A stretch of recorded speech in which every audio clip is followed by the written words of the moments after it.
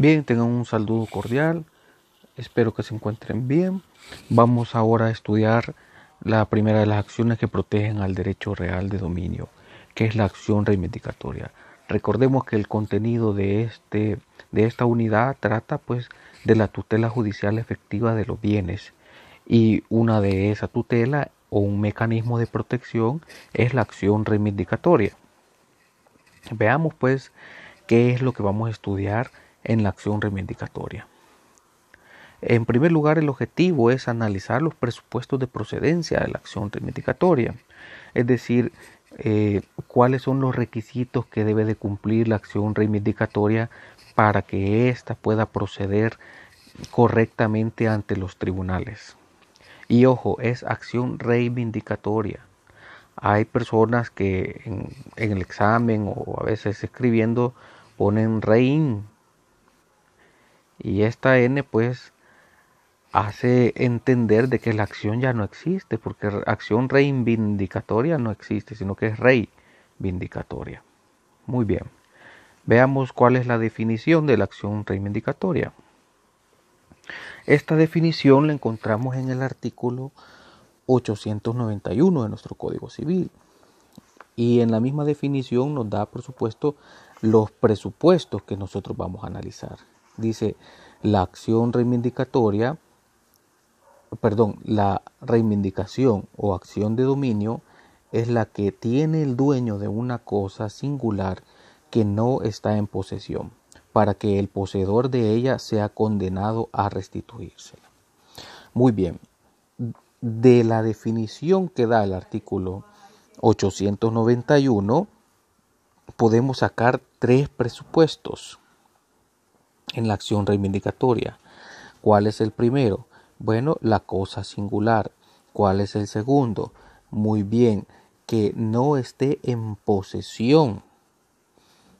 Es decir, el titular debe cumplir, el titular de la propiedad debe cumplir con un requisito, que no es poseedor. Y la última presupuesto, el último requisito es que sea contra el poseedor, actual poseedor. Bien, el Código Civil regula la acción reivindicatoria del artículo 891 al artículo 905. Si ustedes ven la estructura de la regulación de la acción reivindicatoria, se van a dar cuenta que esta estructura es en relación a la definición, porque el título 11 habla de la reivindicación, el capítulo 1 habla de las cosas que pueden reivindicarse, el capítulo 1 que va del 892 al 894, y estas cosas que pueden reivindicarse está desarrollando lo que es la cosa singular. Luego dice, ¿quién puede reivindicar? El capítulo 2. ¿Quién puede reivindicar? Está haciendo referencia al segundo presupuesto, que es el titular de la propiedad. Y por supuesto le pone algunos requisitos para que el titular de la propiedad pueda reivindicar, como también impone a un tercero, que vamos a ver que es la acción publiciana.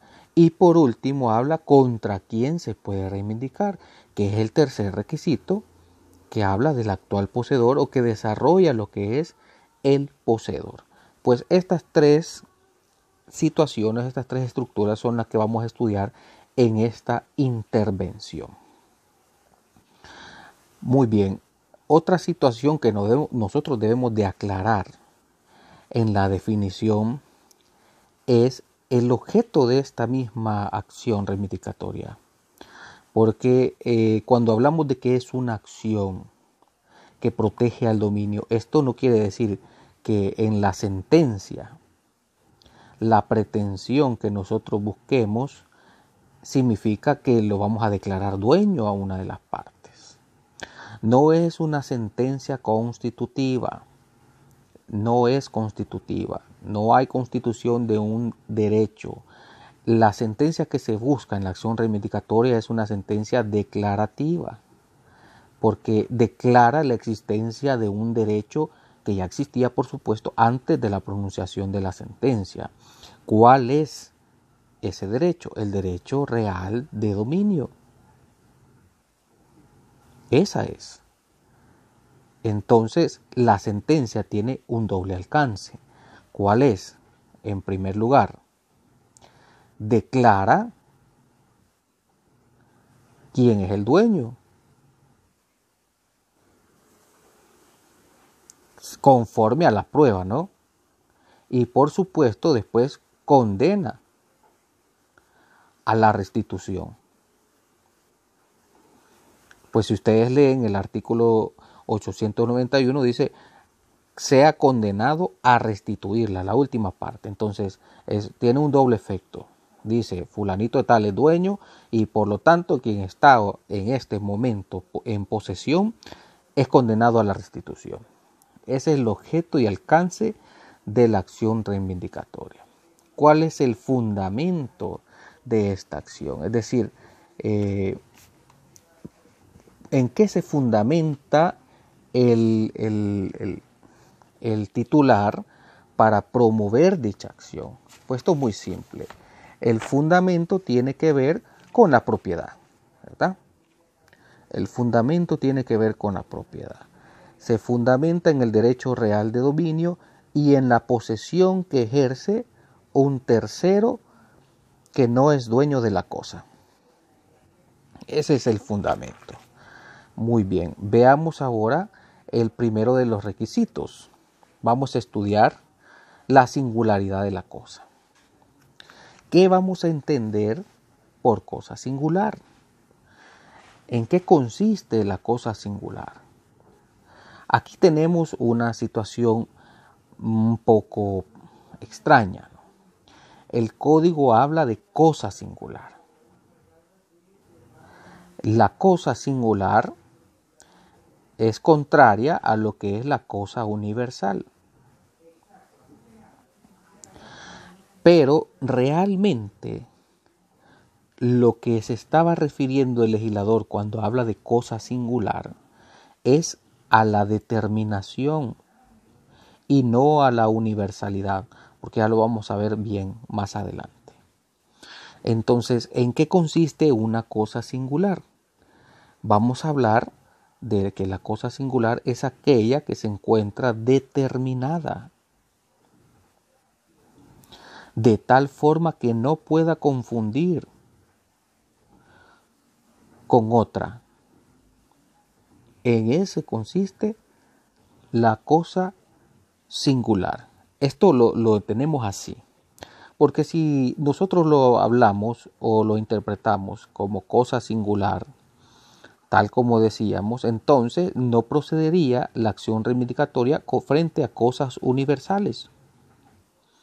Y ya vamos a ver que sí no procede frente a una universalidad jurídica, pero sí a una universalidad de hecho.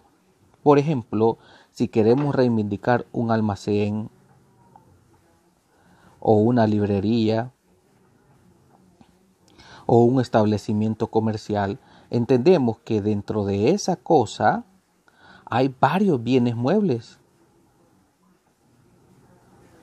Y la acción reivindicatoria no podría proceder porque todas las cosas que están dentro de este bien inmueble serían una universalidad de hecho. Y entonces no procedería la acción reivindicatoria, lo cual dejaría en un total indefensión al titular del derecho, es decir, al propietario del inmueble. Por lo tanto, sí procede la acción reivindicatoria frente a las universalidades de hecho. Entonces, hablamos de que la determinación de la cosa se está refiriendo a la singularidad de la misma. Ahora, ¿qué cosas son singulares? El código nos establece cuáles son las cosas singulares en el artículo 892, cuando nos dice pueden reivindicarse las cosas corporales, raíces y muebles. Estamos hablando entonces de las cosas singulares son las corporales, los bienes muebles y los bienes raíces. Ahora, ya determinamos y ya sabemos qué es una cosa corporal, un bien mueble y un bien raíz. Creo que con esto no hay ninguna duda. Pero la pregunta es, ¿podrán reivindicarse las cosas incorporales entonces? Porque el código no establece claramente que procede contra las cosas incorporales. Entonces, ¿cuál sería la respuesta? Tendremos frente a la primera respuesta, es que no se puede porque el código no lo dice. O porque el Código Civil solo habla cosa corporal. No se refiere a la cosa incorporal. Y como no hace la diferenciación que así procede, entonces no procede. Y tenemos la otra vertiente, que el código sí habla de las cosas incorporales cuando habla de la reivindicación de cuotas. Cuando habla de la reivindicación de cuota, por supuesto la cuota es algo incorporal, algo que no se puede ver, sino que solo se puede palpar frente a un esfuerzo mental. Así que la respuesta es la segunda posición, sí procede. La acción reivindicatoria sí procede frente a las cosas incorporales. ¿Por qué? Porque permite la reivindicación de una cuota. Y esto pues está regulado también en relación al artículo 894, que dice, se puede reivindicar una cuota determinada pro indiviso de una cosa singular. Y pues ahí hablamos prácticamente de esto. Entonces sí procede. Ahora, antes de entrar a esto, al siguiente diapositiva, hace falta ver lo que es la prueba. La prueba de la singularidad. ¿Cómo se prueba la singularidad? Muy bien, esto va a determinar, fíjense bien, la prueba se va a determinar con respecto a qué es lo que queremos singularizar. Esto puede ser a través de una inspección o reconocimiento judicial o una pericia o incluso una escritura pública. Una escritura pública. Bueno, claramente entendemos que si se trata de un inmueble, ¿cómo vamos a singularizar la cosa? Es claro, si se trata de un inmueble, lo vamos a singularizar con respecto a los linderos, medidas y otras circunstancias que el mismo inmueble en la escritura pública de adquisición hace valer. Es decir, la descripción que nos da en esta escritura es la que nos determina prácticamente el inmueble. Entonces usted en la demanda va a cumplir con la determinación simplemente manifestando la descripción del inmueble. Descripción, por supuesto, que se encuentra en la escritura pública de adquisición. ¿Cómo lo adquirió? Puede haber sido una donación, una permuta, una compraventa, etcétera, etcétera. Ahí se tiene que desarrollar. Veamos entonces la siguiente. Excepción a la procedencia de la acción reivindicatoria. Siempre estamos en el artículo 892. El 892 en el inciso segundo nos dice, exceptúese las cosas muebles cuyo poseedor las haya comprado en una feria, tienda, almacén u otro establecimiento industrial, en que se vendan las cosas muebles de la misma clase.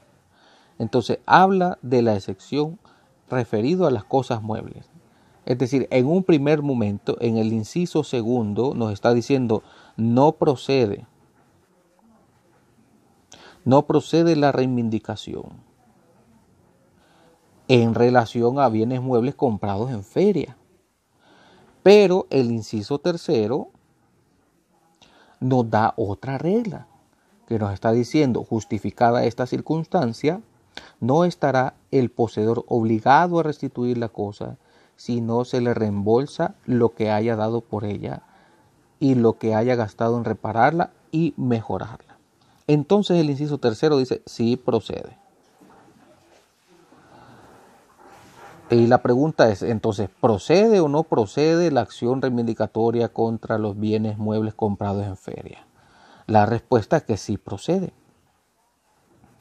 Porque el inciso segundo nos está diciendo: mire, no va a proceder, pero no va a proceder en relación si no se prueba la titularidad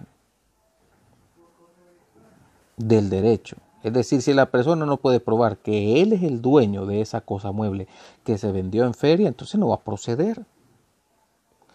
Pero en el inciso tercero sí dice: mire, sí procede si está justificada esa circunstancia, es decir, si está justificado el derecho real de dominio. Pero lo que no procede es lisa y llanamente. ¿Por qué? Porque el titular ahora está obligado a ¿qué? A reembolsar. A reembolsar lo que el poseedor de buena fe adquirió. ¿Sí? Entonces hay una indemnización, o más bien dicho, no es una indemnización, sino que el poseedor en este caso, como se trata de un almacén, de una feria, no va a perder lo que él ha invertido.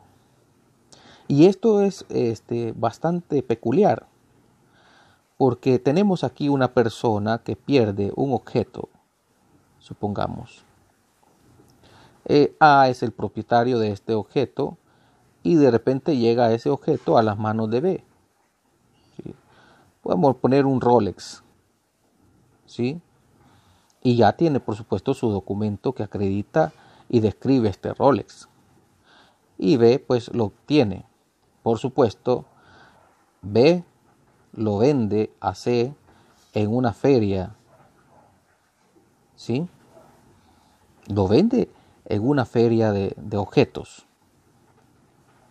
Entonces C, cuando lo adquiere,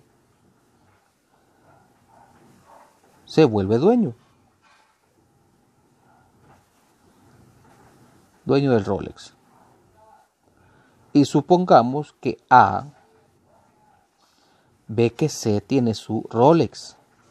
Entonces C tiene que restituírselo si A prueba el dominio. Como A tiene ahí su título, entonces le prueba que es el dueño y C tiene que devolverlo. Pero A tiene que pagar. Tiene que pagarle a C lo que ha gastado con B. Y por supuesto, A después va a demandar a B por estas situaciones. ¿Estamos comprendiendo? Entonces, en este caso sí procede la acción reivindicatoria, pero porque se probó la titularidad de un bien mueble. Ahora, si no tiene cómo comprobarlo, no procede. Estamos ante el inciso segundo. Bien, recordemos acá una situación. Acá hay una venta de cosa ajena. Hay una venta de cosa ajena. ¿Y qué dice la ley? La venta de la cosa ajena es válida entre las partes. Entre B y C es válido esa compraventa, pero no para A. Es inoponible porque A es el verdadero dueño y él puede interponer la acción reivindicatoria contra C. Ahora, ¿qué ocurre? Deberíamos de ver, o más bien se tiene que probar cómo adquirió B ese Rolex. ¿Por qué es importante saber cómo adquirió B este Rolex? Simple, porque si B cometió un delito de hurto o de robo, del Rolex, por supuesto, entonces C nunca adquirió la propiedad, porque está comprando cosas pues de dudosa procedencia.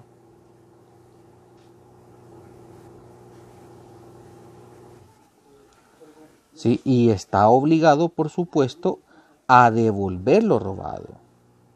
Bueno, como dicen por ahí, ¿verdad? Devuelvan lo robado. Entonces tiene que devolver lo robado. ¿Sí? ¿A quién? Al propietario, que sería A. Pero por supuesto, si A demuestra que él es el propietario. Y en este caso, A no está obligado a indemnizar. ¿Por qué?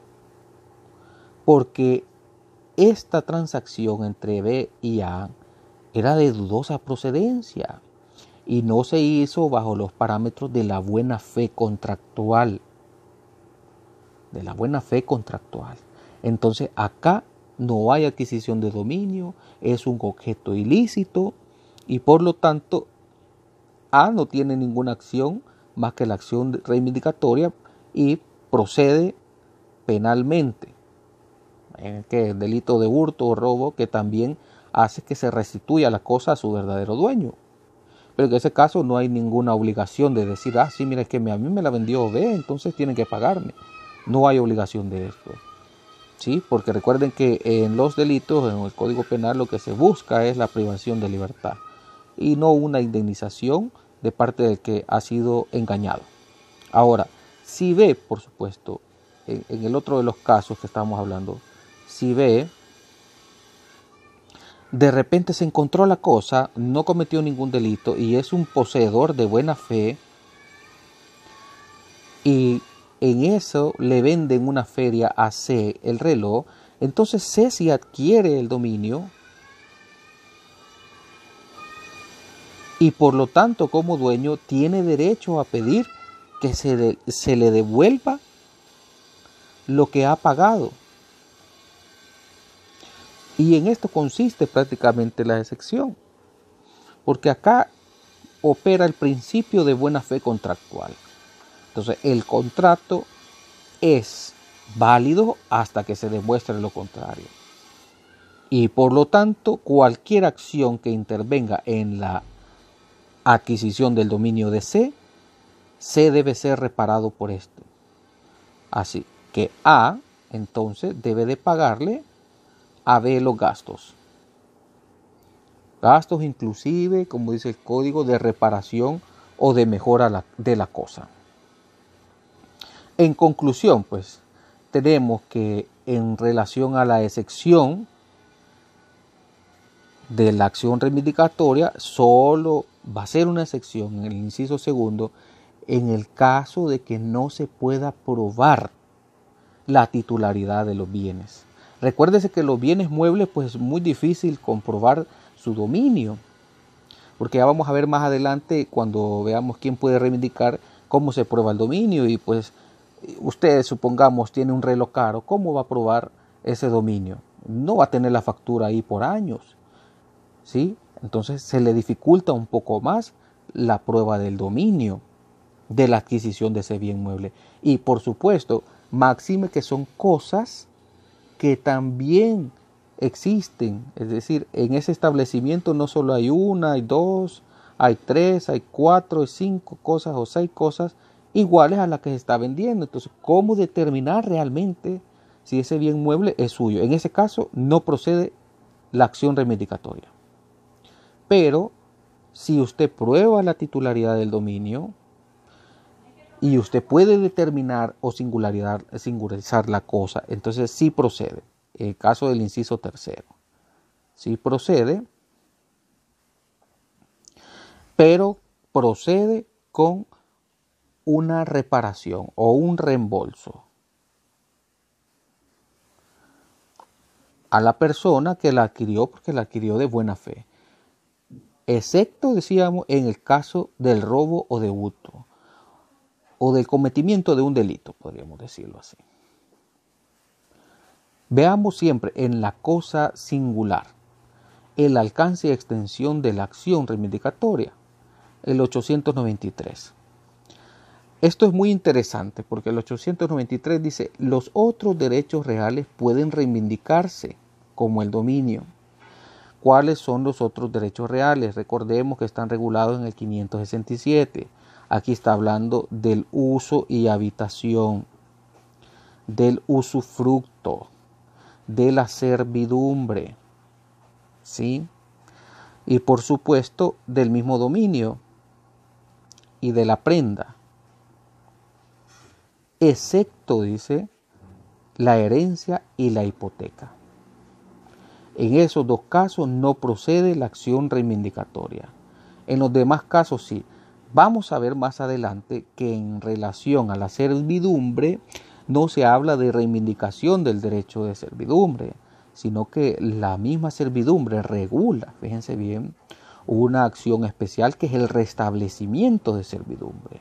En relación al usufructo, pues sí, nosotros ya lo advertimos, ya lo habíamos advertido en el video anterior, que sí no existe una acción especial y por lo tanto sí se puede seguir la acción reivindicatoria, igual que la prenda o el uso y habitación. Solo en el caso de la servidumbre no existe acción reivindicatoria tampoco, sino que existe la acción de restablecimiento de servidumbre.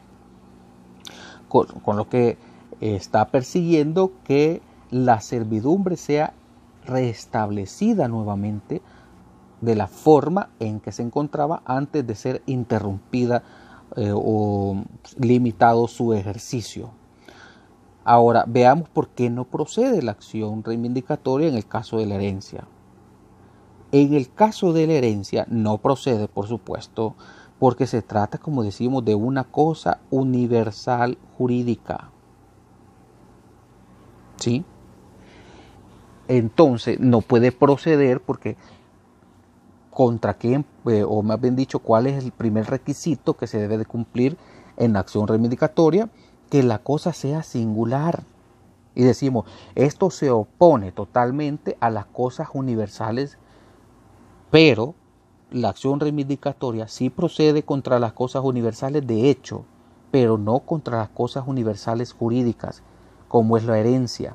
Porque la herencia se entiende que son una universalidad de cosas, universo de cosas. Y en ese universo de cosas hablamos de una indeterminación de las cosas.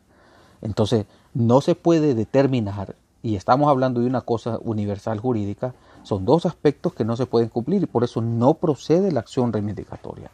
¿Cuál es la acción que procede en el caso de la herencia para reivindicar una herencia? Esta se llama petición de herencia. La petición de herencia, por supuesto, procede cuando el heredero ya es declarado heredero y entonces pide que al que ha usurpado la herencia de forma ilegal o inclusive legal, se le entregue o la restituya al verdadero dueño. Esa es la petición de herencia. ¿Y por qué no procede contra la hipoteca? Porque en la hipoteca es bien simple. En el derecho real de hipoteca, el acreedor deja en manos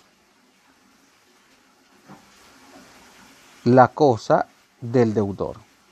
La hipoteca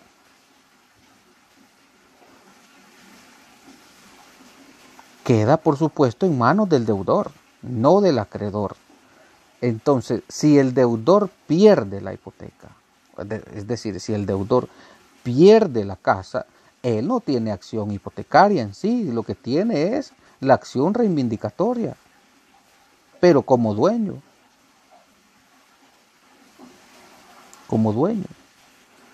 Ahora, si el acreedor pierde la hipoteca, es decir, supongamos que el deudor traspasa el derecho real de hipoteca, si traspasa el dominio frente a una hipoteca, en primer lugar, la ley dice que es válido. La ley no prohíbe que el deudor pueda vender una casa que tenga hipotecada. Pero aquí vamos entonces a los contratos. El acreedor en el contrato estableció que si llega a vender la hipoteca, el plazo caduca y la deuda se vuelve exigible inmediatamente. Entonces viene el acreedor y demanda por el derecho real de hipoteca. Y ahí no importa que haya traspasado el dominio a un tercero. La hipoteca surte efecto con un embargo y se paraliza el inmueble y se lleva a pública subasta. No importa quién sea el dueño, porque por supuesto tiene, recordemos, el derecho de preferencia y de persecución en la hipoteca. Por eso es que no procede la acción reivindicatoria cuando hablamos de la hipoteca, porque se pierde la hipoteca, entonces vamos a reivindicar. No, simplemente vamos a demandar que se cumpla con la hipoteca y esto significa que se venda en pública subasta el bien mueble, que se le pague al acreedor primero y después pues que se quede el deudor confrontando al nuevo adquirente de la cosa. Vamos a hablar de un tema que no hablamos o que le pasamos por alto, que es la reivindicación de cuotas. Si estaba en la anterior diapositiva, parece ser. Reivindicación de cuotas. Decíamos, puede reivindicarse una cuota. El artículo 894 dice, sí, puede reivindicarse. Y habla, dice, se puede reivindicar una cuota determinada pro indiviso de una cosa singular. Vean, porque esta acción ha hecho prácticamente dos vertientes o dos teorías.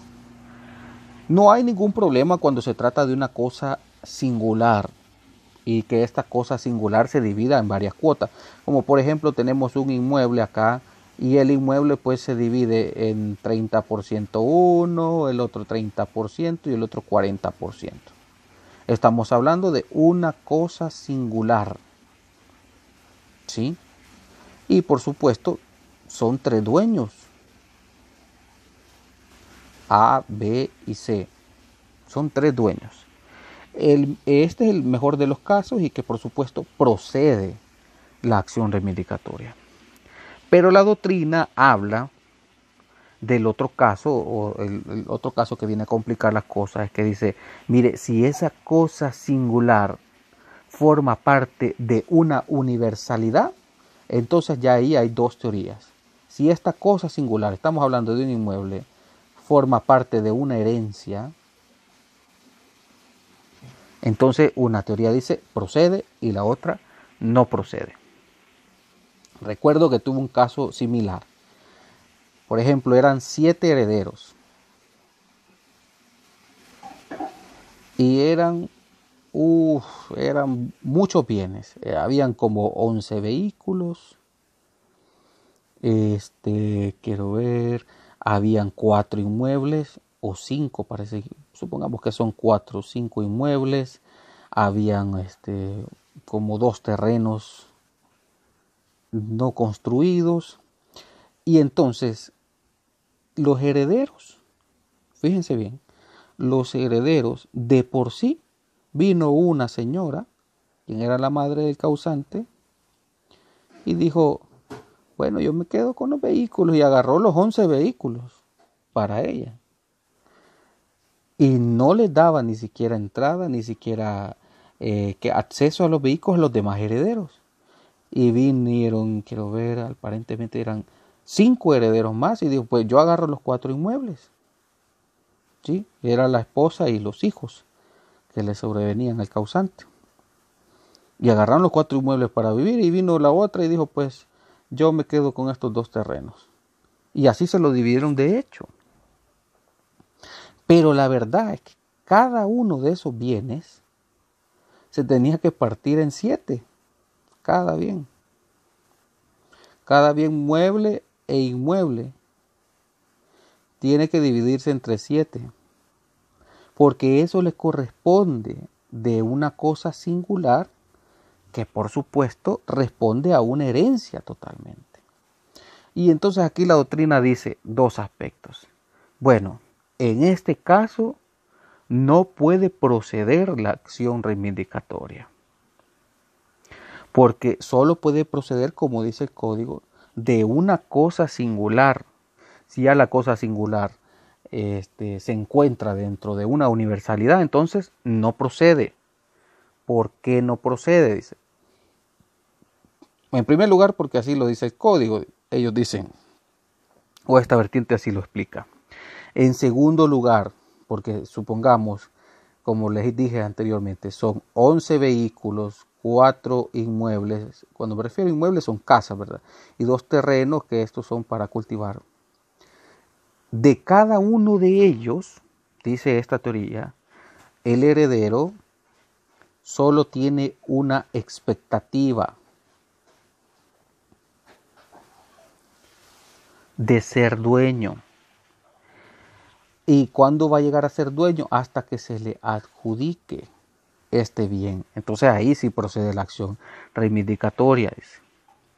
Entonces, este es el primer fundamento, porque solo hay una expectativa de dominio y no hay un dominio de la cosa singular. Aplican esta teoría que dice, bueno, todos son dueños, pero nadie sabe de qué parte son dueños. ¿Sí? Entonces el comunero, en este caso, no puede decir que es dueño de cierta parte de la cosa, de un bien singular, sino que es dueño del todo, pero no se sabe de qué parte. ¿Sí? Ahí se basan y por eso dicen, no procede. No procede. Y lo otro, pues, decíamos, que también se basan en que el artículo dice de una cosa singular, no de una cosa singular que pertenezca a una universalidad. La otra teoría, por supuesto, dice, mire, sí procede la acción reivindicatoria, porque cualquier comunero tiene el derecho de coparticipación y de coposesión. Es decir, los 7 herederos tendrían derecho a estar en la participación y en la posesión de los 11 vehículos, de los 4 inmuebles y de los 2 terrenos. Y este es un derecho que da, por supuesto, la comunidad. Ahora bien, si al comunero se le niega la acción de reivindicar su cuota, entonces estaría en indefensión total. ¿Por qué? Porque si los demás comuneros llegan y venden la cosa, recordemos que la venta de cosa ajena es válida entre las partes. Si la venden sin consentimiento del otro comunero, entonces ¿qué quiere decir? Que este comunero no va a poder hacer nada y queda en una total indefensión ante su derecho de dominio. ¿Sí? Y por lo tanto dice, no puede quedar así, porque constitucionalmente hablando, la propiedad debe ser protegida. Y por lo tanto, sí procede. Y por último, dicen, la otra teoría, la ley, si bien es cierto, habla de una cosa singular, tampoco está prohibiendo que esa cosa singular forme parte de una universalidad. Entonces sí procede la acción reivindicatoria, porque el legislador no distingue si la cosa singular es propiamente una cosa singular o si la cosa singular deba de pertenecer a una universalidad. La posición que adopta nuestro código entonces o nuestra jurisprudencia es que sí procede la acción reivindicatoria de... Pues bien, ¿cómo procede la reivindicación de cuotas? En el libro de Escalante Dimas, que se llama Clínica Jurídica, vemos prácticamente un caso en el que un cesionario, más bien dicho, era el cesionario, perdón, de un derecho de herencia, estaba reivindicando un inmueble que pertenecía, por supuesto, a la herencia. Ahora, este inmueble decía el cesionario, estaba partido con 3 personas más.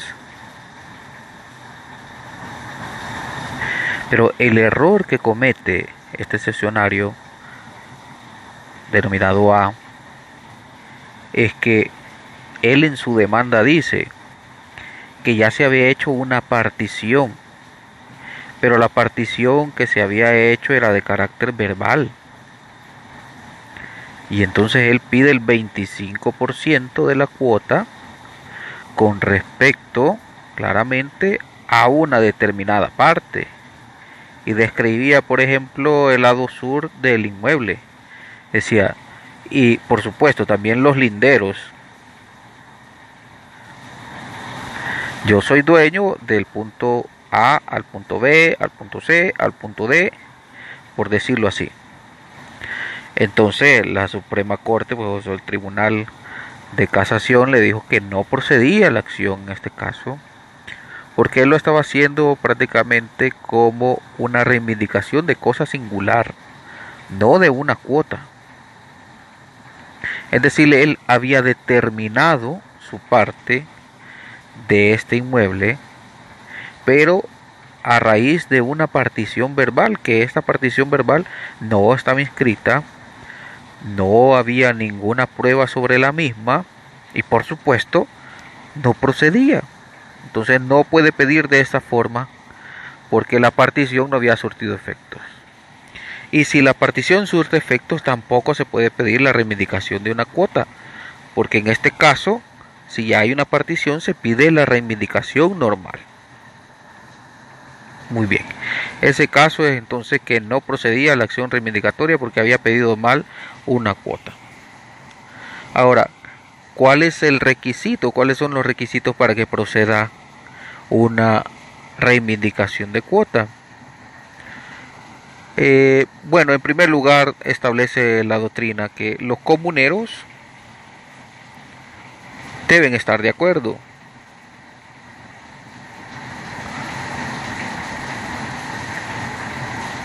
Deben estar de acuerdo al momento de ejercitarla. En segundo lugar, se debe de pedir que reivindique la cuota y no una parte específica. Cuando hablamos de parte específica estamos haciendo alusión de que el comunero que está pidiendo la reivindicación de la cuota está diciendo, mire, yo quiero exactamente esta parte, ¿sí? Que va de este lado a este otro lado. Eso no se puede. Decimos no se puede porque la cosa en ese momento es una universalidad y solo se puede pedir que reivindique el porcentaje de la cuota. La cuota debe estar determinada, es otro requisito.